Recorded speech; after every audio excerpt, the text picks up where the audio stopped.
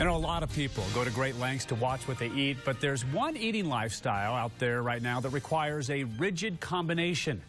The people claim it helps them get the most out of their food. And tonight, Good for Utah's Brian Carlson is in the kitchen to show us how food combining works and whether it's worth the effort. Brian? Yeah, Don, food combining is a lot like playing food memory game for your stomach. Let's see, this food goes with this. I can't eat this with any of these. So otherwise, I'm going to have some digestive problems. It all has to do with the chemistry combinations between each of these foods. Some people swear by it. And tonight, we wanted to find out for ourselves and separate fact from fiction. Eating healthy. It's important to Sherry Shumway of Provo. It's made a huge difference in how I feel. Lately, she's been trying something called food combining. It's the theory that different food combinations affect the way your body digests them. It claims some food combos are good for digestion and some combos are bad. Shumway says so far it works for her, but she questions, is it really necessary? She recently sent us an email and asked, I want to know if it really does matter, if there is merit to eating this way. My kids tease me all the time. Great, Mom, we're supposed to eat vegetables and nothing else. We took Shumway's food combining question to master herbalist Tammy Derizotis at Whole Foods. She says it's definitely something to consider. Right away, you're going to have more energy. You're not going to have the pain in the gut. For example, you can eat meat and potatoes, but you can't eat them together.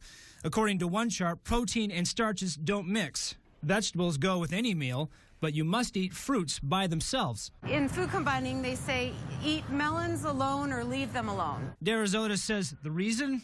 Some foods are more acidic than others, and your stomach can't always handle the combination. It's a good theory, but there's really no scientific research to support it. Dietitian Kary Woodruff at Intermountain's Orthopedic Specialty Hospital says food combining isn't necessary. The food that we eat is not going to impact the acidity of our stomach. Our body has much stronger measures to do that itself. She says instead of stressing over food combinations, people should focus more on food quality and food portions. You can get 200 milligrams of vitamin C in a cup of bell peppers. And if you want to eat healthier, Woodruff says the #1 thing to do is eat 8 to 11 servings of fruits and vegetables a day. They're so dense with nutrients. They're really going to be our vitamin and mineral powerhouses of our diet. She says when it's time to eat, half your plate should consist of fruits and vegetables. Proteins like meat or poultry should only be 1/4 of the plate. And the final 1/4 should be whole grains like a roll or starches from a potato. Woodruff warns what people should really avoid is fried foods, processed foods, and foods high in fat or sugar.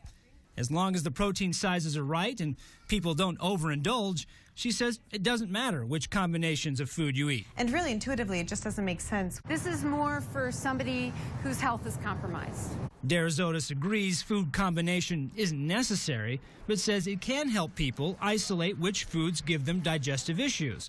That's something Shumway says she's glad to hear. I don't feel like I'm held hostage to the different sections of my refrigerator anymore. Although she still plans to keep certain foods separate, she's looking forward to a little food flexibility. I know that now I can put some protein in my salads. I can put some, grilled chicken in there and not feel like, it's going to be the 4th of July inside. All right, if you'd like to learn more about healthy food nutrition from Intermountain's TOSH Nutrition Services or healthy eating ideas from Whole Foods, we have a link to both of them on our website at goodforutah.com. In the kitchen, Brian Carlson, Good for Utah. All right, thanks, Brian.